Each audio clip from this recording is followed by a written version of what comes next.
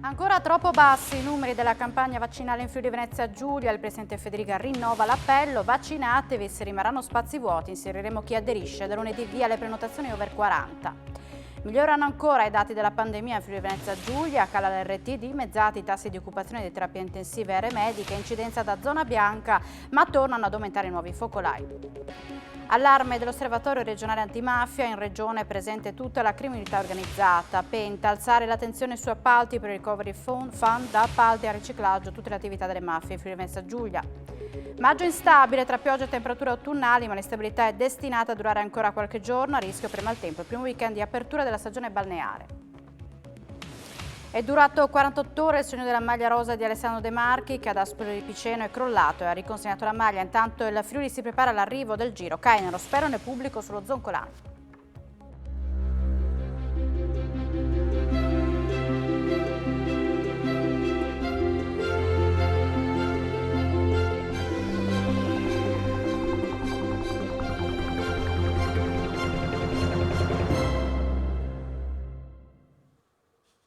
Buonasera, ben ritrovati a un nuovo appuntamento con l'informazione di Telefriuli. Preoccupa la situazione dei vaccini in Friuli Venezia Giulia, con un'adesione che dopo le aperture delle agende rallenta in maniera importante. Per questo il presidente Massimiliano Fedriga lancia l'appello alla popolazione a vaccinarsi e dice: se ci saranno spazi inseriremo chiunque possa vaccinarsi. Una difficoltà definita storica che richiede un investimento importante per convincere le persone a fare il vaccino, strumento determinante per uscire dalla crisi della pandemia. Se i contagi vedono un Friuli Venezia Giulia in zona bianca, i dati delle inoculazioni sono in linea con quelle italiane, ma resta un problema enorme sul fronte delle adesioni. Il presidente Massimiliano Fedriga e il vice Riccardo Riccardi hanno voluto fare il punto, dati alla mano, su come sta andando la campagna vaccinale. Registriamo, ha detto Riccardi, adesioni altissime ai primi giorni, salvo poi vederle scemare nel tempo. I dati dicono che a fronte di un'adesione quasi del 100% degli operatori sanitari nelle case di riposo, la fascia 50-79 anni arriva a superare di poco il 42%, con dati analoghi per gli under 60 con patologie. Sul come ovviare a questa situazione, Fedriga non esclude la possibilità di una campagna informativa precisa con dati scientifici e un intervento sul territorio per inoculare le dosi a chi ha difficoltà a muoversi. Il presidente invece vede con molto scetticismo la possibilità di dare la seconda dose alle persone in vacanza nei luoghi di villeggiatura, vista la mancanza di personale in tutte le regioni. Per quanto concerne la strategia, l'obiettivo è non rallentare l'attività dei centri vaccinali, premiando quindi chi vuole fare il vaccino e si prenota subito aprendo le agende, e in questo senso da lunedì potranno prenotarsi tutti i nati nel 1981 in giù, ma se arriverà il via libera da Roma l'apertura potrebbe essere totale già da giugno. Federica ha anche confermato che da lunedì, se ci saranno spazi liberi, inseriremo chiunque potrà prenotarsi, ribadendo quanto già detto da Riccardi le settimane scorse sulla possibilità di anticipare gli appuntamenti già presi. Il presidente Fedriga ha confermato che prenoterà la vaccinazione lunedì con l'apertura delle agende per gli over 40. Basterà essere nati nel 1981 e poi si dice ottimista per la riduzione del coprifuoco.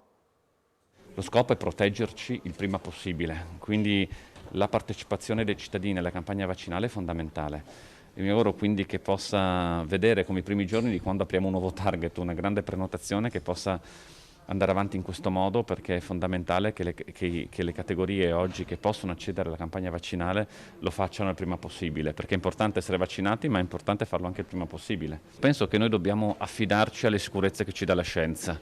Quello che faccio io non sono in grado ovviamente, io non è che vado io a fare l'analisi del vaccino, mi devo affidare alle realtà scientifiche ufficiali che danno delle garanzie, esattamente come quando prendiamo i medicinali, esattamente come quando ci facciamo curare. Non è che uno va su Facebook a cercare se l'operazione è giusta fatta così o fatta nell'altro modo. E lunedì, quando apriranno le prenotazioni per gli over 40, io mi metterò e mi prenderò il prima possibile la mia dose di vaccino. Cioè, non penso che ci sia qualche folle che sa che c'è qualcosa di nascosto sotto il vaccino e che corra a vaccinarsi. Io lo farò, quindi crediamo alla verità dei fatti, non crediamo alle leggende, perché le leggende nell'ambito di una pandemia diventano pericolose. Il Presidente ha ribadito la necessità di rivedere i parametri per la classificazione delle regioni nelle diverse colorazioni. Sul fronte del coprifuoco invece buone notizie per chi ne chiede di portarlo a orario più tardi, potrebbero arrivare a breve. In questi giorni sono ottimista vedendo anche il Friuli Venezia Giulia zona bianca, quindi sono ottimista, però io penso che andremo sicuramente a un aumento dell'orario, che se non sono le 23 o saranno le 24, però ecco, penso che si supereranno le 22. Cala ancora l'RT, la nostra regione è sempre più sicura in salute. La nuova bozza del report settimanale conferma infatti i numeri da zona bianca. In Friuli Venezia Giulia l'RT cala ancora. L'indice di trasmissibilità scende dallo 0,78 della scorsa settimana allo 0,72 degli ultimi 7 giorni.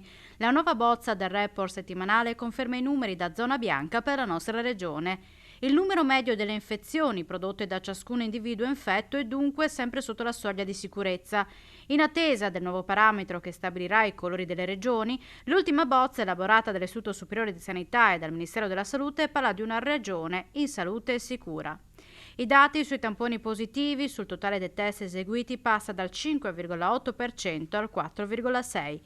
Diminuiscono ulteriormente i contagi registrati negli ultimi 14 giorni, da meno 26,5% passano a meno 29,4%. Anche l'occupazione delle terapie intensive preoccupa sempre meno, passando dal 19 all'11% dei posti letto. Stesso risultato per l'occupazione delle aree mediche, che da 16 si abbassa all'11%. Diminuiscono anche da 569 calano a 449. In aumento si registra un valore solo, ovvero quello dei nuovi focolai, che da 108 passano a 129. Vediamo i dati dei contagi di oggi. Scendono sotto quota 100 i ricoveri per Covid nelle aree mediche in Friuli Venezia Giulia. Sono infatti diminuiti di 22 unità nelle ultime 24 ore, passando da 120 a 98. Restano invece 18 i pazienti in terapia intensiva per coronavirus. Altri 5 morti, però, che insieme a ulteriori 3 decessi dei giorni scorsi registrati oggi portano il conto delle vittime della nostra regione dall'inizio della pandemia a 3.760. Per quanto riguarda le nuove positività, invece 84 nuovi contagi sono stati rilevati a fronte di 6.968 tamponi molecolari, l'1,2%, e 16 da 1.831 test rapidi, lo 0,87%. Audizione dei sindacati dei medici ospedalieri in terza commissione, spirito collaborativo con il vicepresidente Riccardo Riccardi, che ha annunciato un intervento di revisione in particolare sul sistema delle emergenze. Un sistema che deve guardare al futuro, visto che ormai il peggio della pandemia da Covid sembra superato. I sindacati dei medici ANAO, Assomed, ANPO, CGIL, FESMED, in rappresentanza anche di altre sigle sindacali, sono stati auditi dalla terza commissione in Consiglio regionale in un clima sereno. Valerio Fragonese, segretario regionale di ANAO Assomed, ha posto 3 temi: una revisione del sistema informatico totalmente deficitario, una definizione precisa del ruolo di ARCS, l'azienda zero che deve occuparsi del coordinamento, e poi il sistema territoriale che non ha funzionato durante la pandemia e richiede una revisione. Antonio Miotto, ANPO, ha posto l'accento invece sul tema dei direttori dei diversi reparti, troppi ancora come facenti funzioni, mentre Stefano Floris per FESMED sulla disaffezione della classe medica per le strutture regionali.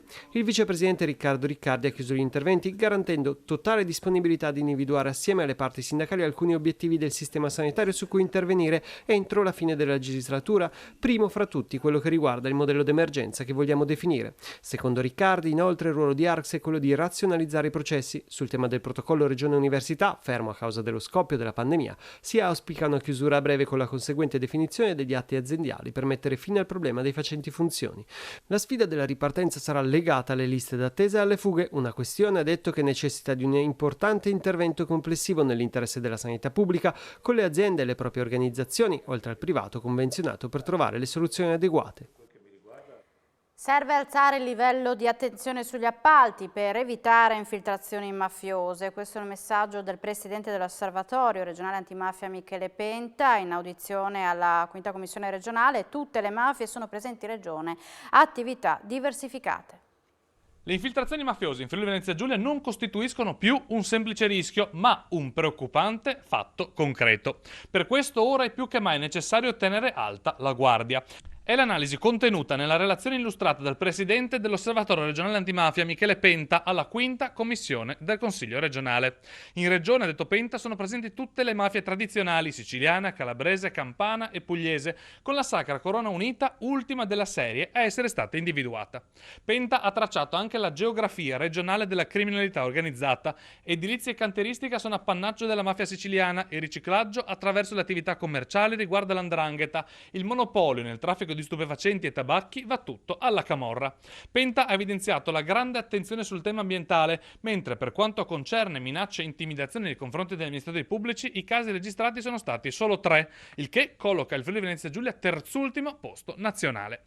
Durante il dibattito è emersa preoccupazione in vista dei prossimi appalti pubblici, con particolare riferimento al Recovery Fund e in previsione della sospensione della moratoria dei debiti delle imprese. Un appello è stato lanciato dal consigliere pentastellato Cristian Sergo, che ha chiesto che sia potenziato l'organico dell'Osservatorio regionale antimafia. La cronaca versa in gravi condizioni un operaio che questa mattina è rimasto ferito nella zona del complesso chimico Caffaro a Torviscosa. Ha subito un trauma da schiacciamento ed è stato portato d'urgenza in volo all'ospedale di Udine. Trasporta in Italia 17 migranti pakistani in un furgone da 9 posti in condizioni di pericolo e degrado igienico. Fermato al valico confinario italo-sloveno di Sant'Andrea dai carabinieri di Gorizia, il PSE è stato arrestato. I migranti, tutti denunciati, sono stati avviati a triage e quarantena fiduciaria. Dall'inizio del 2021 la Polizia Locale di Udine ha rilevato 3 incidenti in cui erano coinvolti altrettanti monopattini. L'utilizzo di questi veicoli è normato da regole soggette a modifiche. Per il futuro potrebbero essere vietati agli under 18. Sono in aumento anche a Udine i monopattini elettrici. Dall'inizio dell'anno la Polizia Municipale ha rilevato 3 incidenti stradali con il coinvolgimento di altrettanti nuovi mezzi. Ma dove possono circolare attualmente? I monopattini sono equiparati alle biciclette che al di sotto dei 18 anni possono essere condotti ma con l'uso obbligatorio del casco. La velocità non deve mai superare i 25 km/h. Nelle aree pedonali la velocità dovrebbe essere ridotta a 6 km/h. Possono circolare sulle piste ciclabili e anche laddove non ci siano piste ciclabili all'interno del centro abitato, sulle strade dove il limite non supera 50 km/h come una normale bicicletta. Al di fuori del centro abitato possono circolare solo ed esclusivamente sulle piste ciclabili. Se per condurre una bicicletta bisogna avere almeno conoscere l'ABC, altrettanto dovrebbero essere quei monopattini che sono ovviamente più pericolosi perché le ruote sono più piccole. Prossimamente saranno apportate ulteriori modifiche che regolamentano la circolazione di questi veicoli. L'uso del casco per tutti i maggiorenni, perché pare che verrà vietato l'utilizzo ai minori degli anni 18. Sono in arrivo per il Friuli Venezia Giulia 10 milioni di euro destinati a chi vive e lavora in montagna. La somma fa parte di un fondo più sostanzioso di 700 milioni di euro in arrivo grazie al decreto sostegni, ora in fase di conversione alla Camera, a cui dovrebbero aggiungersene altri 100 con il decreto sostegni bis. In attesa che i tecnici dei ministeri formalizzino lo stanziamento, l'aspettativa è di 5,5 milioni per sostenere gli impianti di risalita, più altri 1,3 per maestri di sci e scuole di sci, più altri 3,7 milioni per le imprese turistiche danneggiate dai divieti. Grande soddisfazione è stata espressa dalla Lega per un risultato promesso dal loro leader Matteo Salvini e, dice la Lega, diventato realtà grazie anche all'impegno del ministro al turismo Massimo Garavaglia. Con l'ingresso di Savio in Vandenville, la realtà pordenonese entra a far parte di un gruppo solido e internazionale, con essa tutta la galassia del manifatturiero che ruota attorno a questa industria e che ne ha costituito negli anni il valore aggiunto. Così il governatore Massimiliano Fedriga ha accolto la nuova proprietà del gruppo Macchine Tessili, recentemente acquisita dalla società belga. Il governatore ha fatto visita allo stabilimento e alle porte di Pordenone, accompagnato dall'assessore Sergio Emidio e dai vertici della società. La delegazione ha quindi visitato lo stabilimento che attualmente impiega circa 350 addetti nella produzione dell'alta di gamma dei macchinari per l'industria tessile. Il gruppo conta complessivamente 3.000 dipendenti e altri stabilimenti in Europa e in Cina. Festa di fine Ramadan, celebrata in modo anomalo dai musulmani residenti nel capoluogo friulano. A causa delle normative anti-Covid, i centri culturali islamici non hanno potuto affittare palestre o luoghi spaziosi. Diverse le persone rimaste fuori dalle moschee e impossibilitate a partecipare alle funzioni. Borgo Stazione a Udine in fermento questa mattina per la festa di fine Ramadan, solennità che segna la conclusione del lungo periodo di digiuno e purificazione per i musulmani. Dopo lo stop imposto nel 2020 a causa della pandemia, quest'anno i fedeli hanno potuto finalmente ritrovarsi nei centri culturali islamici per prendere parte alla grande festività, la seconda in ordine di importanza per il mondo musulmano. La prima funzione si è tenuta alle 8:15 all'interno della moschea di Via Marano, abilitata a ospitare 150 persone. La seconda invece si è tenuta alle 9:30 nel centro di Via della Rosta, autorizzato ad accogliere fino a un massimo di 70 fedeli. Molte quindi le persone rimaste escluse dalle celebrazioni. Situazione questa che ha generato un singolare pellegrinaggio di fedeli alla disperata ricerca di un posto dove pregare. I disagi sono stati dettati dalle normative sanitarie che hanno reso impossibile affittare un unico luogo, una palestra o un bocciodromo come solitamente avveniva in tempi pre-pandemici.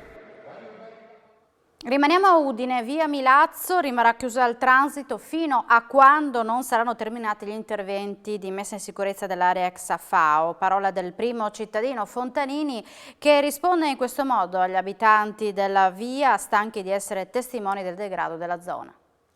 La parte terminale di via Milazzo a Udine rimarrà chiusa al transito fino a quando non saranno terminati i lavori di messa in sicurezza dell'area ex SAFAO. Abbiamo raccolto soprattutto le lamentele degli abitanti della via, d'accordo con la proprietà che la Decker abbiamo deciso di chiudere una parte della strada per non permettere in pratica durante la notte o durante le giornate, le ore di buio, che certi personaggi frequentino quell'area lì e quindi abbiamo deciso di chiudere l'accesso. Io qui devo ringraziare soprattutto la Rizzani Deck che ci ha permesso di fare questo e abbiamo dato, ripeto, una risposta alla gente che chiedeva più sicurezza in quell'area e meno degrado. Abbiamo il progetto che partecipa al Recovery Fund, non so se verrà finanziato, in quell'area dovrebbero essere localizzati degli importanti edifici con funzioni molto qualificanti. Insomma, la strada resterà chiusa perché dentro non si può andare perché la situazione non è percorribile, c'è un degrado insomma, no, all'interno dell'area. Inaugurato oggi l'Istituto Tecnico Antonio Zanon di Udine, il nuovo laboratorio linguistico realizzato con i fondi regionali del bando 2020 e con il supporto della Fondazione Friuli.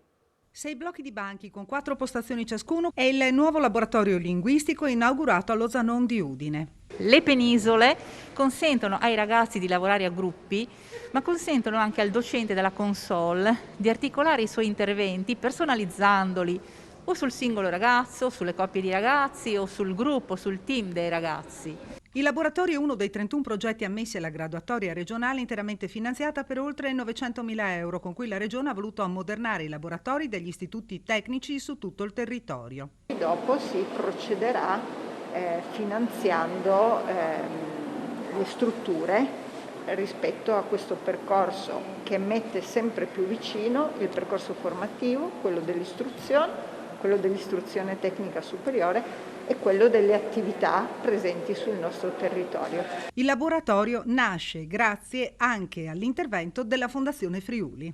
E la Fondazione Friuli è naturalmente vicina e pronta a sostenere iniziative di questo tipo, che qualificano la nostra proposta formativa, la proposta formativa sul territorio.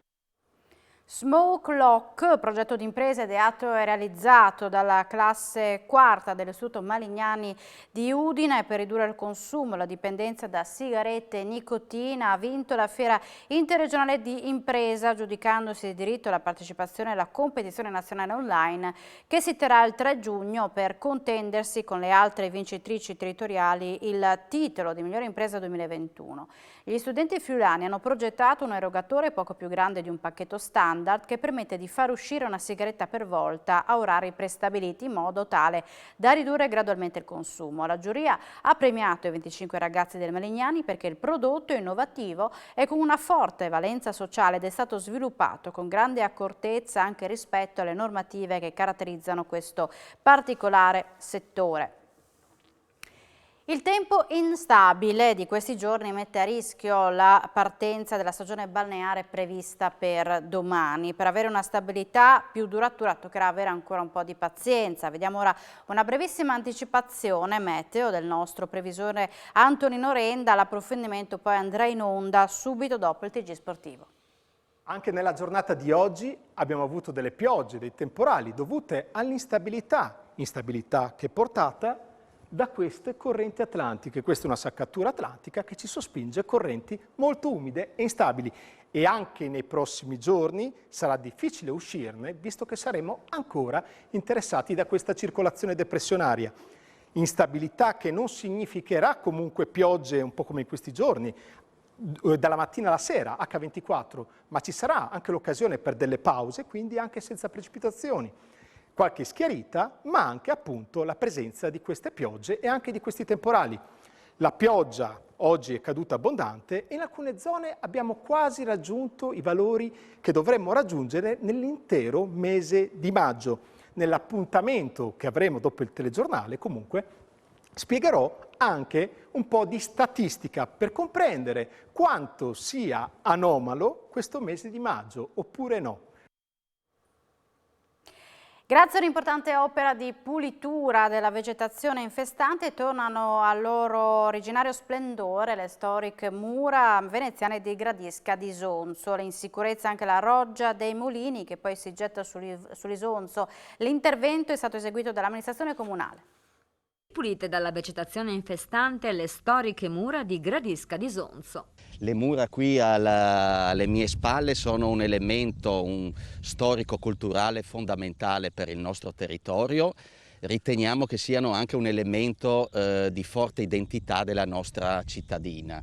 Per questo come amministrazione del Comune di Gradisca noi in questi anni abbiamo avviato un'importante attività di pianificazione e di interventi volti diciamo, a recuperare questo bene così essenziale per noi, ma anche per tutto il territorio limitrofo e penso anche a tutta la regione. Siamo intervenuti sulle mura andando a eliminare tutta quella che era la vegetazione che cresceva sul manufatto con degli interventi di taglio a raso, di devitalizzazioni delle radici.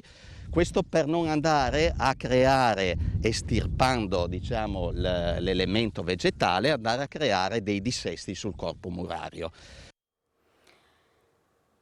Ha lasciato ad Ascoli Piceno tra freddo e pioggia battente Alessandro De Marchi la maglia rosa finita sulle spalle del giovanissimo ungherese Walter. Il rosso di Buia è arrivato al traguardo con oltre 24 minuti di ritardo rispetto al vincitore, lo svizzero Mader. Decisivo uno strappo della Ineos subito dopo la forca di Gualdo che ha lasciato De Marchi da solo, azzerando le sue possibilità di mantenere ancora la maglia rosa. Tutti gli aggiornamenti sul Giro d'Italia, oltre che sull'Udinese in Sport FVG in onda al termine del telegiornale. Zoncolan e Piazza Vittoria devono avere la gente, a dirlo Enzo Cainero, numero 1 del comitato organizzatore delle tappe friulane del Giro d'Italia, che però precisa sul Kaiser ci sono ancora diverse problematiche. La soluzione più probabile è il contingentamento del pubblico. Sullo Zoncolan non mi sento di dire nulla, se non l'auspicio, la speranza e il fatto che io sto lavorando perché non sia vuoto. Perché uno Zoncolan vuoto mi piange il cuore, offrirlo al mondo. Come sarà, lo anticipo al sindaco che dopo le riferisco, avere anche Piazza Vittoria, la voglio con la gente, la desidero per gente. E ci stiamo arrivando. Allora, il problema dello Zoncolan ha un fatto molto importante, che è innevato, sotto certi aspetti è pericoloso anche. E poi le problematiche sono tante che qui mi fermo. Certo che, io lo dico da questa emittente, che o lunedì o martedì farò una conferenza stampa per dire tutto quello che succederà sullo Zoncolan, a Gorizia, a Grado e a Sacile, che ci tengo anche a Sacile molto, perché altrimenti non vivo più. Ecco, allora chiedo a tutti comprensione. Se si andrà, come penso, sul contingentamento, si dovrà capire che non tutti potranno essere soddisfatti, ma prima di tutto la sicurezza della gara, degli atleti e degli spettatori. Non è facile. E per tutti gli approfondimenti sportivi anche sul Giro d'Italia, appuntamento subito dopo la pubblicità con Sport FVG. Grazie per l'attenzione e buona serata su Telefriuli.